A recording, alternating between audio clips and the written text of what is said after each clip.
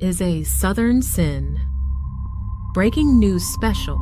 Be sure to like and subscribe now.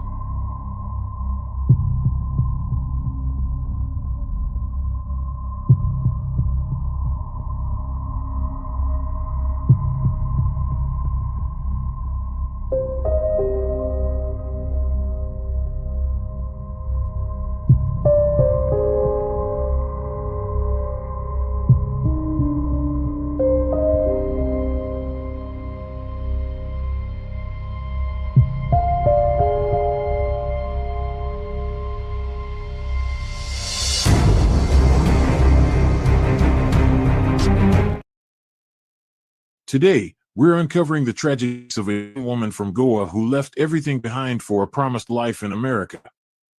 She met him at a beauty salon, an American tourist with charm, money, and a plan. What began as long-distance romance quickly turned into a visa, a flight, and a future built on trust.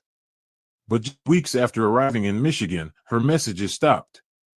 Her family grew anxious. And what followed would expose a dark reality behind the picture-perfect promise. Anjali D'Souza was 27 years old and worked as a beautician in a modest but busy salon located along a tourist strip in North Goa. She lived in Mapusa with her parents in a small two-bedroom flat they had rented for nearly a decade. Her father, retired railway clerk, and her mother, a part-time seamstress, depended in part on her income. Anjali had a reputation for professionalism. She was punctual, quiet at work, and popular among regular clients for her precise hand and respectful demeanor. The salon saw its highest footfall during the tourist season between November and March. Foreigners booked back-to-back appointments, and Anjali, who spoke fluent English, often handled the more demanding clients. That was how she came across Michael Reeves, a 34-year-old American man who introduced himself as an IT consultant on vacation from Michigan. He arrived for a haircut and massage one afternoon in early January. What caught attention wasn't just his appearance, tall, fair-skinned, and well-groomed, but the way he spoke to staff, tipping generously and engaging in small talk that bordered on flirtatious. Michael returned twice more that same week, booking appointments under Anjali's name. The salon staff noticed it, but said nothing. Goa had seen many such holiday encounters. By the third visit, he had asked for her Instagram handle. From there, the conversation shifted to WhatsApp. Their early messages were casual, questions about Indian food, the best beaches, cultural tips. But grew more frequent, stretching into late nights. He began sending short videos, photos from his travels, and voice notes. The tone shifted from friendly to personal within weeks. What stood out was his consistency. Unlike most tourists who disappeared after the trip, Michael kept in touch. He sent her birthday flowers through an online delivery service, followed by a book she had once mentioned during a call. Anjali's co-workers began to notice she smiled more often, looked at her phone between appointments, and sometimes stayed late to catch his video calls after her shift. Yet she kept the details private, not one to openly discuss her personal life. In Goa, relationships between local women and foreign tourists weren't unheard of, but they rarely progressed beyond the season. Many locals viewed such pairings with caution. Anjali was aware of the risks. Her background was middle-class and conservative, and she knew any serious commitment to a foreigner would raise concerns at home. Still, she didn't rush. She listened. She observed. She asked him about his job, his family, his past relationships. What she heard sounded stable. He worked remotely, owned a home, and had never been married. Michael, for his part, appeared careful not to push. He was never explicit, never demanding. Instead, he positioned himself as someone who admired her independence, her dedication to work, and her grace, as he called it in one of his messages. Over time, he began to suggest visiting again. Not just for another vacation, he said, but to meet her properly, in daylight, in real clothes, with her family nearby. Anjali hesitated but didn't refuse. She consulted a few close friends but didn't tell her parents. The cultural weight of bringing a foreign man home was significant, and she wasn't ready for that confrontation yet. Still, she looked forward to his visit, marked the tentative date on her calendar, and began researching more about the United States, not because she had plans, but because she wanted to understand the world he came from. The contact remained steady for months. Her life continued in its rhythm, salon work, evening chores, but now it was punctuated by digital affection from thousands of miles away. Most people around her saw little change. But those who paid close attention noticed that Anjali had begun to hope. Not for escape, not even for marriage, but for the possibility of something better than what she had always expected life to give her. Before we dive deeper, let us know in the comments where you're watching from. We'd love to hear from you. And don't forget to hit that subscribe button so you never miss any of our upcoming videos. What began in the casual heat of a coastal afternoon had grown into something that, at least to her, felt real. Michael Reeves was still a stranger in a way, but in a world filled with uncertain paths, he had started to look like a road she might choose. Whether that road would lead to something good, something else entirely, no one could have predicted. Not then. Not yet. Over the course of 6 months, the interaction between Anjali D'Souza and Michael Reeves transitioned from intermittent digital communication to something more sustained. The American man who had once been a former client at her Goa salon now became a daily presence in her life, albeit virtually. Their exchanges expanded beyond casual talk. He spoke of routines, future plans, and career goals. She responded with updates on her work schedule, her family, and local life. Video calls became routine. Parcels and letters began to arrive regularly. They told you these stories didn't exist. We're here to prove they do. Real footage, real crimes. No filter. For more true crime from the South, be sure to like and subscribe to our channel at Southern Sin. You can also support more episodes by becoming a member of the Southern Sin channel, where you'll get early, exclusive access to crimes that mainstream media won't show you. Tune in for all new episodes every True Crime Tuesday at 9 p.m. In due time, Michael arranged a second visit to India. This time, he stayed for 3 weeks and rented a serviced apartment in Panaji. His return was seen by some of Anjali's co-workers as serious commitment, though many still viewed the situation with quiet suspicion. Foreign men returning for Indian women were not unheard of in Goa, but the outcomes were mixed. Anjali's decision to let him meet her family marked a significant shift. It was not common in her household to entertain visitors with clear intentions, especially from overseas. Her father, formerly employed with Indian Railways, held conservative views. He found the idea of his daughter settling abroad disquieting, especially under the protection of someone they barely knew. Michael's manner, however, was carefully calibrated. He avoided displays of affection, dressed modestly, and answered questions respectfully. He brought small gifts, praised Indian customs, and expressed admiration for Anjali's upbringing. He emphasized his desire to marry and provide a home in the U.S., claiming that he could support her financially while she adjusted to a new life. Despite private misgivings, the family did not immediately object. He had little leverage in the matter, especially as Anjali was of legal age and appeared committed to her choice. Her mother remained quiet but attentive. Her father voiced doubts but stopped short of issuing ultimatums. Within the second week of his stay, Michael presented Anjali with a full proposal, not a public spectacle, but a private act, witnessed by her family in the modest living room of their flat. After Michael's departure, preparation began for the K-1 fiancé visa. The application process was handled through proper immigration channels. Michael submitted documentation of his employment, financial records, and prior travel history. Anjali collected the required paperwork, identification, medical examination results, and relationship evidence including photographs and message logs. The case underwent routine background verification. The U.S. consulate in Mumbai scheduled her for a mandatory interview. Anjali answered questions regarding the duration of their relationship, the nature of their communication, and her understanding of the marriage expectations under the K-1 program. The officer reviewed her file, verified the authenticity of documents, and completed biometric procedures. The visa was granted without incident. She was issued a single-entry permit valid for 90 days upon arrival in the United States, during which she would be legally required to marry the petitioner or return home. Before her departure, Anjali resigned from the salon. She informed clients and co-workers without disclosing many details. Her father assisted in packing. Her parents accompanied her to the airport. Emotions ran high, but no scenes were made. Her belongings were limited to tickets and a carry-on. She boarded the flight alone. Anjali landed in Michigan on a domestic morning. She passed through immigration without issue and was collected by Michael at the airport.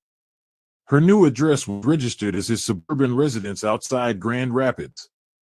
Her legal status upon entry was that of a temporary fiancé, not a spouse, and her right to remain in the country depended entirely on the terms of the visa, marriage occurring within the specified window. While her departure marked the beginning of a new chapter in her life, for her family, it introduced a period of anxious waiting. They received infrequent updates in the first few days, short texts confirming her arrival, a photo. Then the messages flowed. There was no legal error in the immigration process. The journey complied with both Indian and American law. Once she entered that household, her protection relied not on paperwork or policy, but on the man she had trusted. After arriving in Michigan, Anjali D'Souza entered a life that was unfamiliar in pace, environment, and expectation. The house she moved into was located in the quiet residential suburb of Grand Rapids. It was detached, modestly furnished, and isolated from any walkable town center. The surroundings were real and familiar. Anjali, who had lived her entire life in a tightly knit community in Goa, suddenly found herself without extended family members she knew, or access to familiar cultural norms.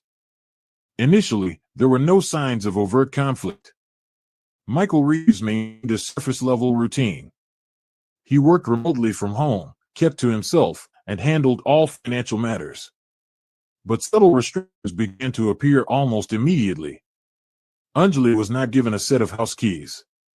She was discouraged from stepping out alone, even to the nearby grocery store. When she inquired about finding local classes or temporary work, he told her she could only pursue it after their legal marriage was completed. Her communication with family grew limited. She had arrived with a personal mobile device, but within weeks, Michael insisted to use a shared plan. He monitored her usage, discouraged long calls to India, and often stayed in the room during video chats. What began as controlling behavior escalated into full supervision. She was expected to inform him before initiating any contact, and he dictated when and how often she could use the internet. Neighbors described the couple as quiet. They rarely saw Anjali alone. On the few occasions she was outside, retrieving mail, standing by the porch, she appeared withdrawn. One neighbor later recalled a short exchange in which Anjali, while walking past, mentioned that her fiancé got angry quickly. There were no calls to law enforcement and no visible signs of injury, but several residents reported overhearing loud arguments from inside the house on multiple evenings. Anjali's world narrowed to the walls of that house. There were no visits to local community centers, places of worship, or Indian stores. She wasn't enrolled in any premarital orientation or cultural education program, and no support networks were activated. As a K-1 visa holder, she had legal permission to remain in the United States for 90 days before marriage.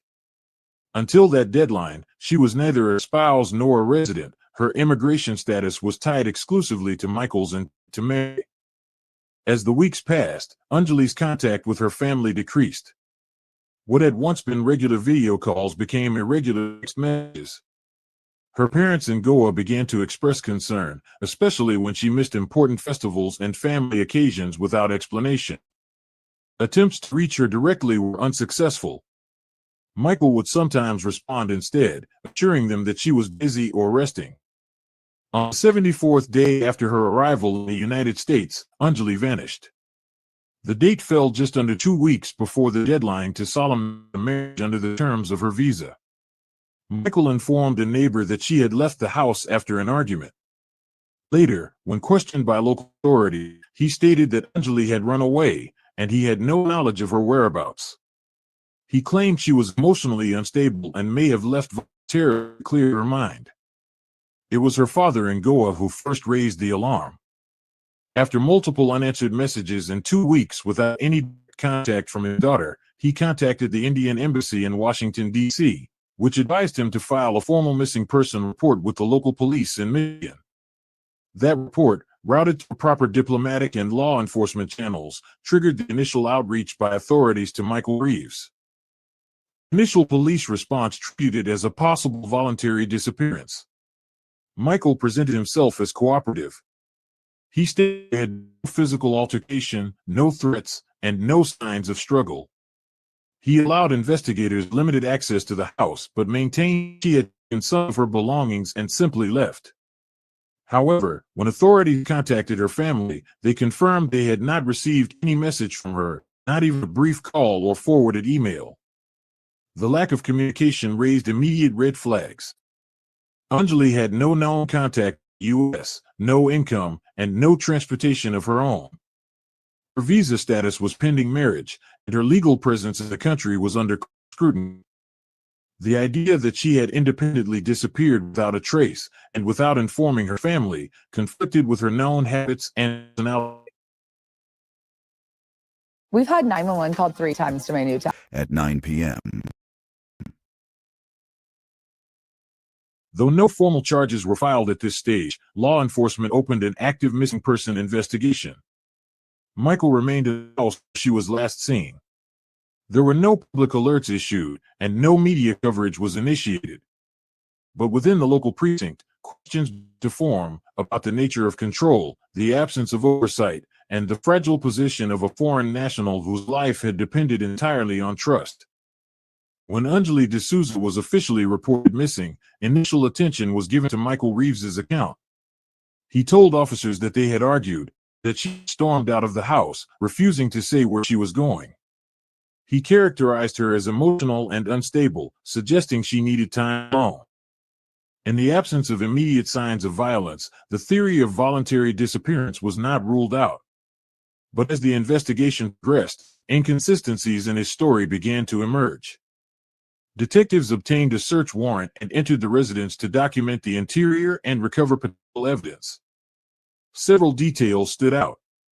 Anjali's suitcase, the same one she had brought from Goa, remained untouched in the bedroom closet. Its contents were folded, sealed, and appeared not to have been disturbed.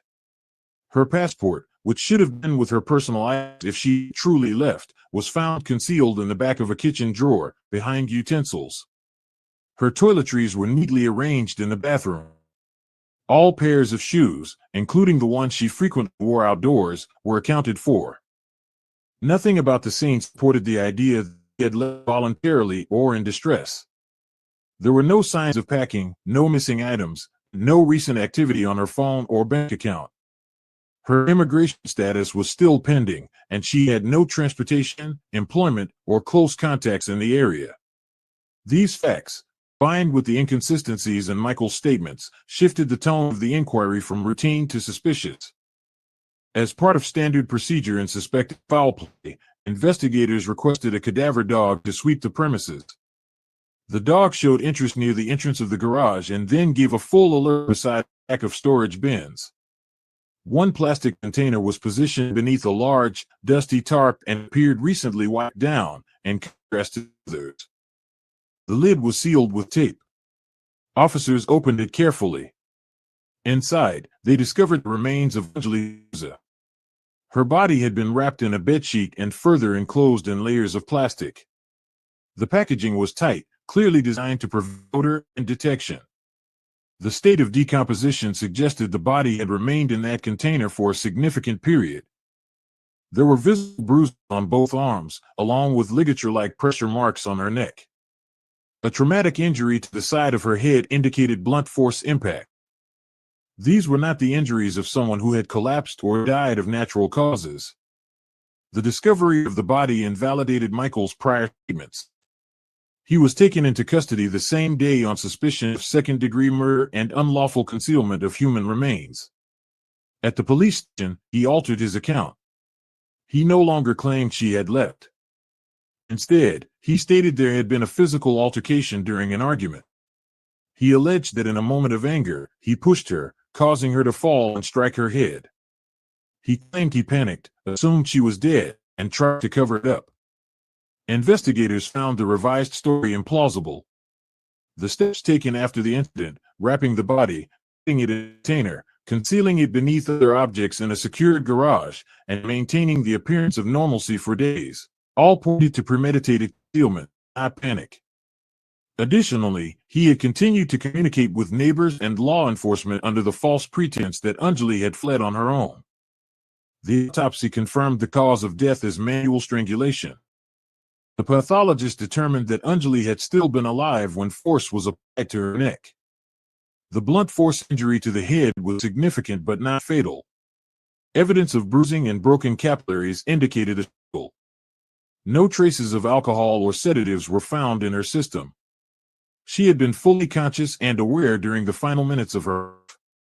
The physical evidence from the garage, combined with the autopsy findings and timeline of Michael's false statements, formed the core of the homicide case. The container where she was found was removed as evidence, and the garage was sealed for forensic processing. Investigators noted that it had been cleaned selectively, only around the bin, further suggesting intent to mislead. Michael Reeves, who had once claimed to offer safety and stability, was now the central figure in a murder investigation. Prosecutors began preparing formal charges based on forensic data, witness testimony, and his own contradictory accounts. The case moved from a missing persons inquiry to a homicide prosecution. The setting of the crime, a quiet garage in suburban Michigan, became a critical scene in uncovering the truth of what had happened to Anjali. The trial of Michael Reeves took place under public scrutiny but without media spectacle. Proceedings were carried out in accordance with standard criminal procedure. Prosecutors focused on building a case based on pattern, motive, and physical evidence. They refrained from using emotional narratives and instead concentrated on documented facts. The case presented to the jury centered on control, isolation, and deliberate concealment of homicide. The prosecution introduced messages extracted from Michael's phone, including deleted conversations that had been recovered through forensic analysis. These showed patterns of possessiveness and emotional manipulation. Investigators presented records of restricted communications, timelines that contradicted his early claims, and digital data indicating the absence of outgoing messages or online activity from Anjali's accounts after her disappearance. Her mobile phone had not been used beyond the day of the incident. Witnesses from the neighborhood were called to testify. One neighbor confirmed hearing repeated arguments in the weeks before the disappearance. Another recalled a brief conversation in which Anjali described Michael's temper. Though none of the witnesses had seen physical violence, the consistency of their accounts reinforced the picture of a relationship marked by tension and isolation. Forensic specialists testified about the recovery of Anjali's body. The cadaver dog's alert, the condition of the container, and the placement of the bin were all outlined in detail. Photos from the scene were submitted into evidence. Experts explained the sequence of injuries and described the findings of the post-mortem examination. The bruises, the ligature marks, and the head wound were all discussed in relation to the theory of intentional homicide. The autopsy concluded that strangulation, not the head trauma, had caused her death. Prosecutors emphasized Anjali's status as a recent immigrant on a K-1 visa. She was financially dependent on Michael, unfamiliar with U.S. laws, and lacked a support system. They argued that her vulnerability had been exploited. She had no independent means to leave the household and was socially isolated. The prosecution maintained that these factors played a significant role in the escalation of psychological control that ultimately led to violence. The defense strategy was focused on portraying Michael as mentally unstable and emotionally overwhelmed. They acknowledged the death but claimed it occurred during an impulsive confrontation rather than as part of a calculated act. Their argument relied on framing the incident as an emotional outburst, followed by panic and concealment. Mental health evaluations were submitted, and a psychologist testified that Michael exhibited traits of anxiety and dependency, though no formal diagnosis of a psychiatric disorder was provided. Michael declined to testify. His legal team did not dispute concealment of the body but maintained that his actions were driven by fear, not malice. They attempted to draw attention to the lack of prior police involvement and absence of documented physical abuse. However, these efforts were overshadowed by the weight of the forensic evidence and contradictions in Michael's prior statements. Anjali's parents were granted permission to enter the U.S. on a humanitarian visa to attend the trial. They sat through the proceedings, listening to translated summaries of the testimonies. On the witness stand, they described their daughter's character and her limited contact during the final weeks of life. Their testimony was brief but direct, and its impact was noted by courtroom observers. And I'm not even joking you. Benson loves They it told much. you these stories didn't exist. I had We're here to buy a prove they container do. for him Real because he eats it so fast. So I got Benson 8 years ago now, and ever since I got him, he has been the pickiest dog They have told ever you met. these stories didn't exist. In the We're beginning, here I went to the pet store and I bought him the best food that was on the shelf, and he wouldn't eat it. They It told wasn't good you enough. these And ever stories since didn't then, I have exist. been trying. We're and here to trying prove and they trying to do. find him. Real footage, real crimes. No filter. For more true crime from the South, be sure to like and subscribe to our channel at Southern Sin. You can also support more episodes by becoming a member of the Southern Sin channel, where you'll get early, exclusive access to crimes that mainstream media won't show you.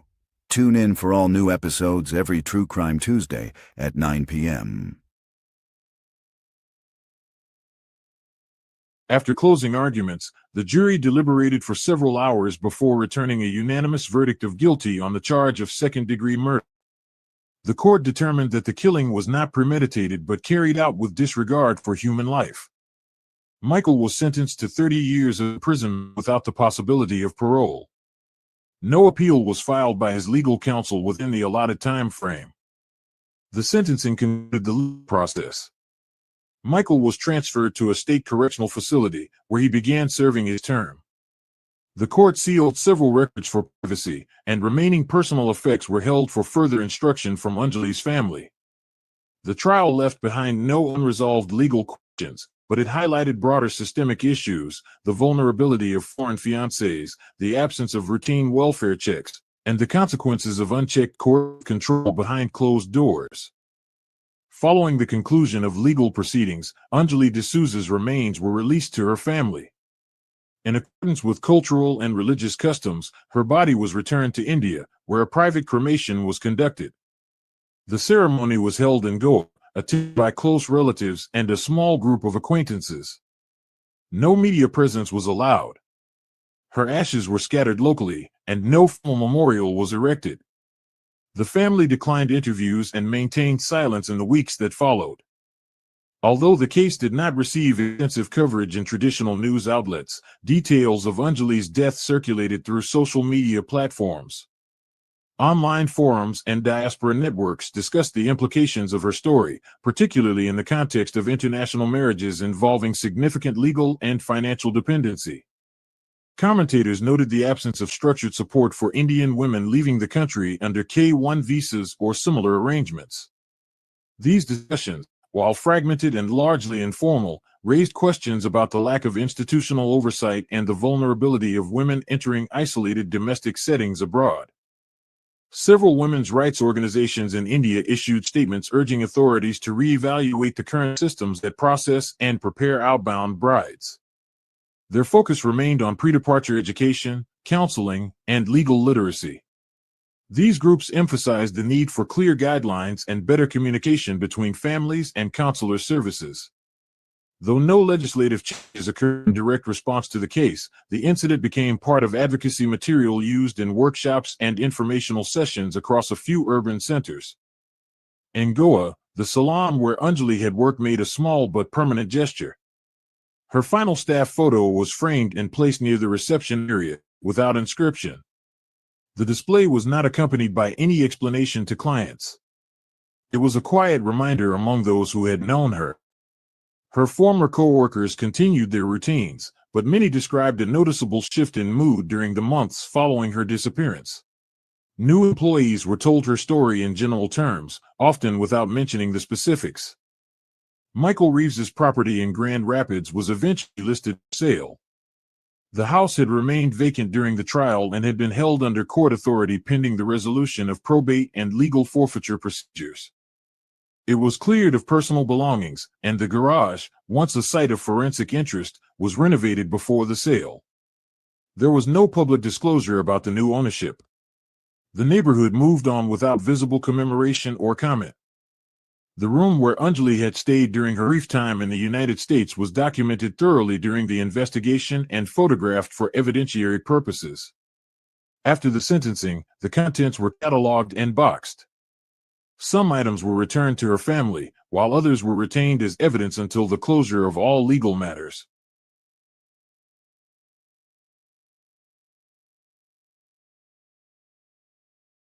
They told you these stories didn't exist. We're here to prove they do. Real footage, real crimes. No filter. For more true crime from the South, be sure to like and subscribe to our channel at Southern Sin. You can also support more episodes by becoming a member of the Southern Sin channel, where you'll get early, exclusive access to crimes that mainstream media won't show you. Tune in for all new episodes every True Crime Tuesday at 9 p.m.